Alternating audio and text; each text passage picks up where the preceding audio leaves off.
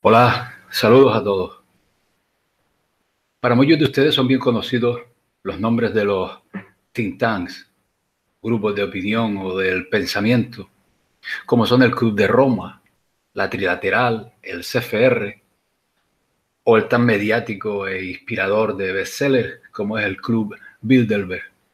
Tal como expuse en un vídeo anterior, no es más que una herramienta ya amortizada del verdadero poder mundial a la sombra, que sirve de señuelo para teorías conspirativas de andar por casa. Pero existe otro grupo muy poderoso y apenas conocido, que viene actuando muy a la sombra desde finales de la Segunda Guerra Mundial, con un objetivo concreto y bien definido. Le Cercle, el Círculo, a veces conocido como el grupo de Pinay o Pinay Circle, es un grupo de discusión secreto, privado, transnacional, uno de los clubes políticos más influyentes y más exclusivos de Occidente, que se reúne periódicamente en diferentes lugares del mundo. Durante todos estos años, rara vez se ha abordado su existencia y cuando lo han hecho, se representa como un simple auxiliar del Club Bilderberg y de otros cuerpos neoliberales globalistas que mencionamos ahora hace un momento. Está formado por una mezcla de políticos, embajadores, banqueros, oscuros hombres de negocio, expertos en petróleo, editores, publicistas, militares y agentes de inteligencia que pueden haberse retirado o no de sus funciones. Todos ellos bajo la iniciativa de la Casa de los Habsburgo. Es preciso resaltar la presencia del archiduque Otto de Habsburgo en Le Cercle, porque había sido una de las figuras clave en el movimiento de integración europea, en el cual había tres principales organizaciones en el inicio de la Guerra Fría. La de Joseph Ratzinger, que tenía vínculos muy estrechos con el grupo Bilderberg y la CIA, la de Richard Nikolaus von Coudenhove-Kalergi y su Centro Europeo de Documentación e Información, en manos de los Habsburgo. Hubo diferencias entre ellos, tal como vemos en la cita en pantalla. El archiduque Otto de Habsburgo tenía vínculos muy estrechos con el Opus Dei desde el inicio de la Guerra Fría. Y según David Teacher, el archiduque fue la elección opusiana para gobernar como monarca sobre una Europa unida y católica. Por tanto, no debe apenas ser una sorpresa que Le Cercle haya sido acusado de estar bajo el dominio del Opus Dei, tal como vemos en esta cita en pantalla. El archiduque Otto de Habsburgo, aspirante a la corona imperial austrohúngara, se impuso como líder del monarquismo católico en Europa. Bajo la protección de la España franquista, creó el Centro Europeo de Documentación Internacional, el CEDI, que organiza un seminario anual en el Escorial para los dirigentes continentales del Opus Dei. Creó también una Academia Europea de Ciencias Políticas, que le permite extender su influencia en el seno de la derecha no católica. Y tomó el control del movimiento europeo de Richard de Kalergi. Es decir, en una palabra, ejerce un indiscutible liderazgo sobre todas las organizaciones atlantistas europeas. Los participantes provienen de países occidentales. Muchos de ellos pertenecen a círculos aristocráticos de Londres o a oscuros cenáculos dentro del Vaticano, como son el Opus Dei o los Caballeros de Malta. Y su objetivo ha sido, desde su creación, el llevar a cabo una agenda oculta para resucitar el Sacro Imperio Romano, que iría desde el Atlántico al Mar Negro y desde el Báltico hasta África del Norte.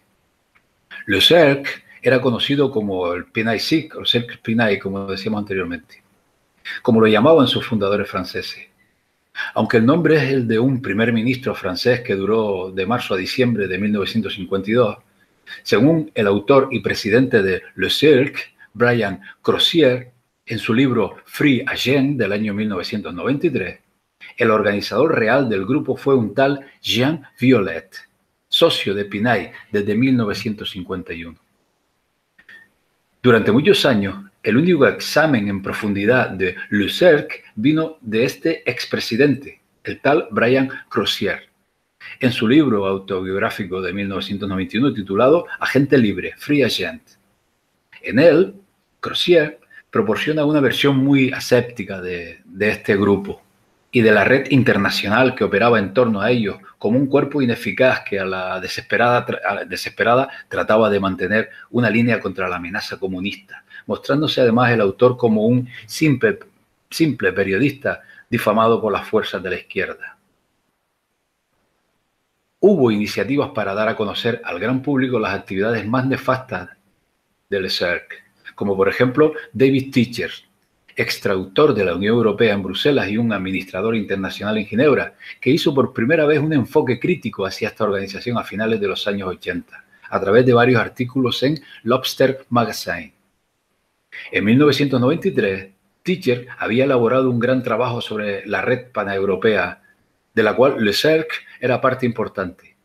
Trabajo titulado Rogue Agents, agentes deshonestos, en evidente referencia a la autobiografía de Crozier para su publicación, pero fue rechazado por todos los editores para después permanecer latente durante 15 años antes de que finalmente saliera a la luz. No fue hasta 2006 en que el Instituto para el Estudio de la Globalización y Política Secreta, el ISGP, publicara en última instancia el libro de David Teacher. Poco después, Joel van der Reisden, autor principal e investigador de este instituto, había conseguido recuperar varios de sus artículos anteriores publicados en la web InfoWars de Alex Jones, y que fueron censurados debido a las conocidas tendencias derechistas del conocido propietario de dicha web. Mientras Pinault puede haber sido el líder de la mayor parte de los primeros años de Le Cercle, el hombre que se acredita generalmente como importante jugador internacional es el misterioso conocido como el francés Jean Violet, representado como una figura más bufonesca en las pocas cosas conocidas de su perfil. Esto se debe a su implicación en un escándalo que involucra a extraños aviones rastreadores que sacudieron Francia y en menor medida Italia y España en la década de los 70.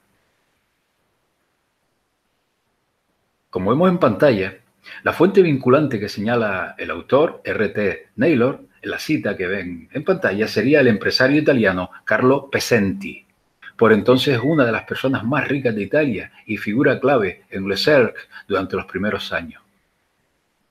Por aquellos años, Pesenti estaba en litigio con el financiero vinculado a la mafia Michel Sindona, un miembro de la propaganda Due, y más adelante recibiría financiación del Banco Ambrosiano, encabezado por otro miembro de la P2 ligado a la mafia, conocido como Roberto Calvi. Pesenti se convirtió en el mayor accionista minoritario del Banco Ambrosiano. Tanto Sindona como Calvi jugarían un papel clave en el famoso escándalo bancario del Vaticano. Pero volviendo al escándalo de los aviones rastreadores, vean lo que ponemos en pantalla, vemos que, según el autor R.T. Naylor, el Banco Occidental, ligado al Opus Dei, también tenía vínculos con el Banco Ambrosiano de Calvi, que les arrastró hasta el escándalo bancario del Vaticano. En cuanto a Jean Violet, se conoce su asociación con el reverendo padre Dubois y, cómo no, sus relaciones con el Vaticano, tal como pueden ver en la cita en pantalla. Del tal Violet se sospechaba que era un triple agente.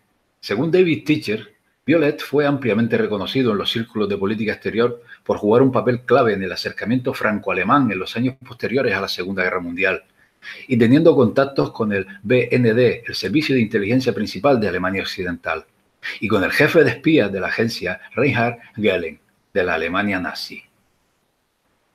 Tanto Gehlen como muchos de los escalones superiores del Cercle tenían vínculos con la Orde Soberana y Militar de Malta. Según el autor R.T. Naylor, hay indicios de que Violet había estado involucrado con intrigas que involucran a sociedades secretas que se remontan a la década de los años 30. A menudo el autor R.T. Naylor se refiere a una organización secreta de tipo masónico llamada la Cagoule. Aquí hay un poco de antecedentes sobre la Cagoule del famoso historiador William L. Shirer. en pantalla. He aquí algunos detalles más sobre las actividades antirrepublicanas de esta orden. Esta organización tenía lazos con Les Cercle, involucrados en acciones anticomunistas en el ámbito de Estados Unidos y la OTAN, a menudo referida como la Operación Gladio, tratando de desestabilizar gobiernos de corte democrático al uso y sustituirlos por un régimen fascista. Pero también había una naturaleza fundamentalmente oculta en la Cagul. El concepto este que ven en la cita, el concepto sinarquía, apareció por primera vez durante el siglo XIX en los escritos de Joseph Alexander Saint-Ives, un tipo influenciado por la obra de Antoine Fabre d'Olivet, uno de los ocultistas más prominentes durante la época de la Revolución Francesa. Saint-Ives, un místico cristiano con una visión de un imperio universal controlado por una élite iniciada, fue la influencia de la teosofía y de Rudolf Steiner, así como en uno de sus mayores admiradores, el legendario ocultista francés y médico Papieu, que se codeó con grandes estrellas como ocultistas como Aleister Crowley y Theodore Reuss, durante su participación en muchas de las principales organizaciones esotéricas de su época, incluyendo la Sociedad Teosófica, la Otto y la Golden Dawn. Incluso supuestamente tenía contactos con el zar Nicolás II y con su esposa, la zarina Alejandra. Como tal, Papieu sigue siendo uno de los ocultistas más influyentes de la Europa occidental. Uno de los legados más perdurables de Papieu ha sido su reactivación de la orden martinista, esencialmente un sistema de magia ceremonial arraigada a la masonería. Fue probablemente a través de la orden martinista que el concepto de sinarquía de Saint-Ives tuvo difusión a través de los círculos ocultos de París y más tarde en la población en general, y por supuesto en la Cagul. Tanto la sinarquía como el martinismo son apreciables en otros grupos relacionados con Le Cercle, como es la propaganda Due, puesto que Lichiogelli fue acusado de haber sido miembro de una orden martinista. Y varias de las milicias neofascistas vinculadas a P2 ofrecieron seguidores del filósofo y ocultista Julius Evola. Una red internacional de organizaciones y grupos de extrema derecha procedentes de toda Europa, América, África del Sur y Medio Oriente se fue tejiendo a medida que esta organización secreta fue tomando cada vez más cuerpo. Una de ellas la formó el propio Brian Crozier y se denominaba 6I, algo así como la Sexta Internacional, relacionada con el ascenso al poder de Margaret Thatcher. Y la otra se llamó Académie Européenne de Sciences Politiques, la AESP, o simplemente la Academia, fundada por Florimond Daman. Estas dos organizaciones, con miembros como Paul van den Boynant y el barón Benoit de Beauvoisin, vinculados a las milicias fascistas acusadas de actos de terrorismo en Bélgica durante los años 70 y 80, fueron ampliamente dotadas con exoficiales de inteligencia de Europa Occidental. Fueron los servicios de inteligencia del SEC durante los años 70 y 80 que terminaron por fusionarse. Esta academia tenía varios enlaces indirectos con la propaganda DUE. Hubo al menos un miembro de la P2 activo en la academia desde principios de los 70, tal como vemos en la cita. El tal Valori también estaba cerca del hombre fuerte argentino, Juan Domingo Perón. En su libro Kingdom Come, Robert Hutchison informa que Valori era un secreto caballero de la Casa Pontificia. Hutchison también registra que Valori estaba cerca de su compañero iniciado en la P2 y caballero de Malta, Umberto Ortolani. Cabe mencionar que tanto Boynant como Beauvoisin fueron vinculados a redes de pedofilia a raíz del famoso caso Dutroux. También numerosos miembros del brazo británico de Le Cercle han sido implicados en los escándalos de pedofilia que reaparecieron en Gran Bretaña durante el año 2012 a raíz de las revelaciones del famoso pedófilo Jimmy Savile. Otra organización vinculada a Le Cercle es el Comité Internacional para la Defensa de la Cultura Cristiana, una organización muy misteriosa que probablemente jugó un papel clave en el establecimiento de contactos entre Le Cercle, así como el Opus Dei y los Caballeros de Malta, y facciones de extrema derecha en los Estados Unidos, especialmente aquellos en los establecimientos militares de inteligencia. Tuvo sus orígenes en las secuelas de la Segunda Guerra Mundial, pero no parece haber estado especialmente activo hasta finales de los años 50. He aquí en pantalla algunos detalles de fondo. Una de las conexiones más preocupantes de Le Cercle fue con la comuna chilena conocida como Colonia de la Dignidad, más conocida como La Colonia, fundada en la década de los 60 por inmigrantes alemanes que presuntamente trataban de promover la vida cristiana tradicional, una secta similar a los menonitas, que en poco tiempo se dispararon rumores sobre la presencia de nazis fugitivos y de casos de tortura y pedofilia. En pantalla podemos leer varias citas y el nombre de su fundador, un tal Herr Paul Schaffer.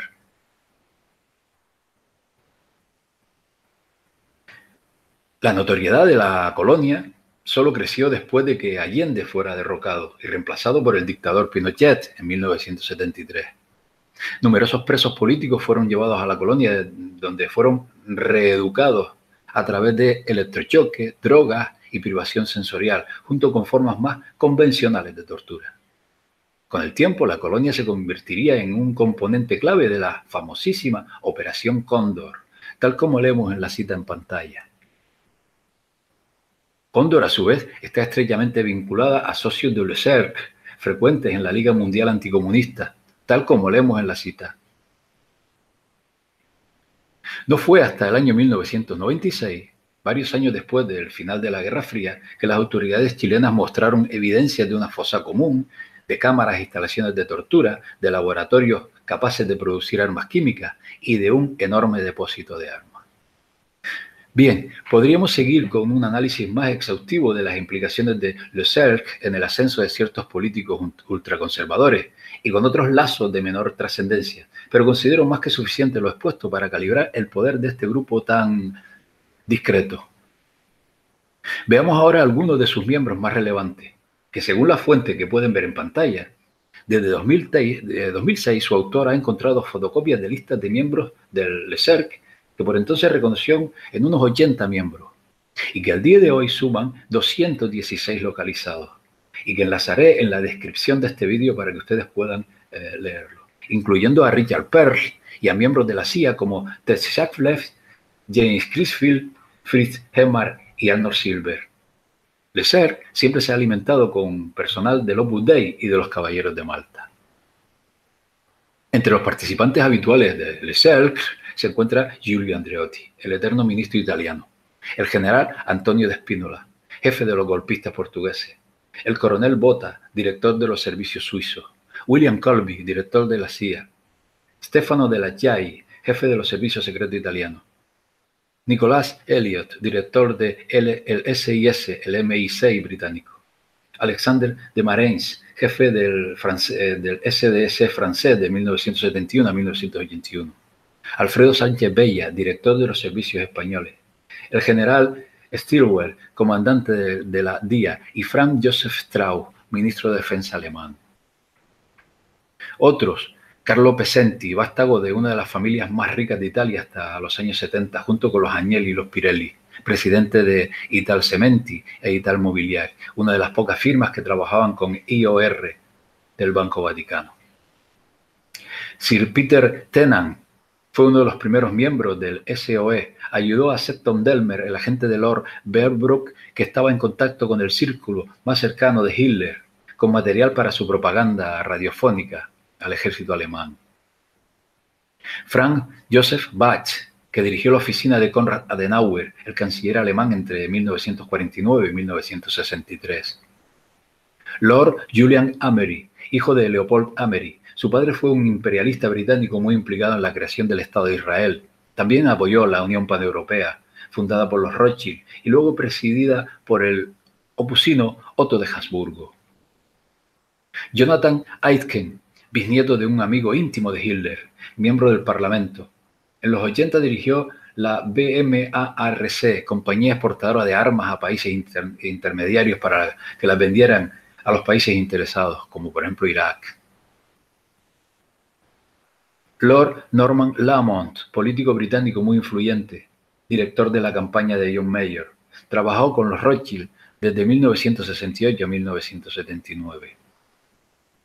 Veamos también algunas perlas de algunos de sus miembros, como por ejemplo, el 29 de junio de 1997, el diario The Independent, en un artículo sobre Jonathan Aitken, por entonces recién ex ministro británico y presidente de Le Cercle, contactó con miembros de su entorno, los cuales declararon que no podían hablar ni siquiera off the record, o bien se limitaron a colgar el teléfono. Por otra parte, según declaró Otto von Habsburg, hijo de Zita de Borbón-Parma, fundador del ESERC y uno de los más influyentes personajes de la red paneuropea vaticana, constituida por el Opus Dei y los Caballeros de la Orden de Malta, el conde Coudenhove-Kalergi dijo que es terriblemente difícil construir Europa con los ingleses, pero sin ellos es imposible. Esa es la verdad, decía Kalergi. El 13 de noviembre de 1984, en declaraciones de Miguel de Borbón-Parma a Jürgen Roth para ARD Magazine Monitor, dijo lo siguiente: Fuerza Nueva era un partido ultrafascista aliado al ESERC que se opuso con virulencia a la democracia en España tras la dictadura de Franco. Vean la cita en pantalla y las intenciones de estos individuos, como por ejemplo decía que el Opus Dei es un gobierno en sí mismo y que también le parecía que el Opus Dei tendría que gobernar Europa y las personas que compartan su visión sobre la jerarquía y la disciplina deberían de unirse al Opus Dei. Estaba convencido, decía, de que es el único que puede salvar a Europa. El Opus Dei tendría que seguir al presidente Reagan, decía el tal Borbón-Parma. Bien, llegados a este punto es necesario posicionar a este grupo ESERC en el lugar que le corresponde, en este puzzle que conforma la élite mundial. Es claro el sesgo ultraconservador y europeísta de sus miembros y de sus actividades, a diferencia de su similar, el Club Bilderberg, más en el ámbito de los países de la OTAN y con un componente más anglosajón que el ESERC. Prueba de ello son las declaraciones del mismísimo banquero David Rockefeller, que en su libro de memorias desveló que tanto él como los criminales sionistas Henry Kissinger y Zbigniew Brzezinski mantuvieron relaciones con el ESERC hasta los años 70, en que se alejaron por su extremismo religioso. Vean la cita en pantalla. Esto nos indica que, al no figurar ni sionistas ni jesuitas en el ESERC, es evidente que este peligroso grupo forma parte del entramado nacional católico, que en los años 60 había perdido por completo el poder dentro del Vaticano a manos anglo-venecianas, y que en la actualidad parece haber resurgido. Al darse a conocer las actividades de este grupo, tal como lo acabamos de exponer, se les pudo seguir la pista hasta mediados de la década anterior, como podemos ver en pantalla.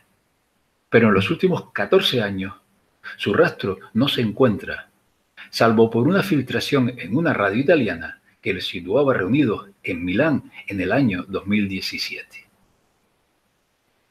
Pues bien, amigos, esto era lo que quería exponer hoy. Esto es todo. Hasta pronto. Saludos a todos.